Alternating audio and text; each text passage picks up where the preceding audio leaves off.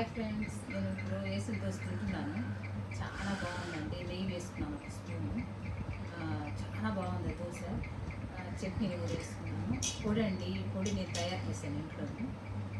దీంట్లో ఎండుమిర్చి, అవిసె గింజలు, నువ్వులు, మిరియాలు, ధనియాలు, జీలకర్ర, ఎల్లిపాయలు ఇవన్నీ వేసి పొడి చేసి పెట్టానండి.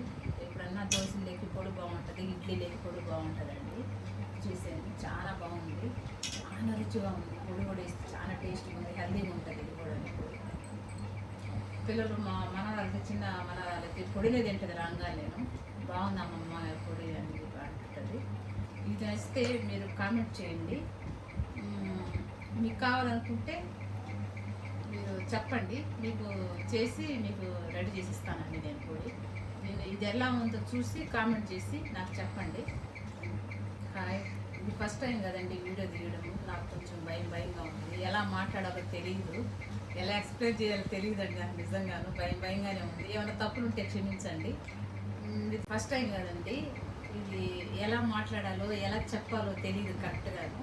మీరు ఏమైనా చిన్న తప్పులు ఉంటే నన్ను క్షమించండి. తర్వాత మేము వీడియోస్ చేసే ముందు మాకు తెలుస్తాయి కదా, అప్పుడు మేము ఒక కరెక్ట్గా చేస్తామండి. చిన్న విషయాలు పట్టించుకోకండి. సారీ అండి.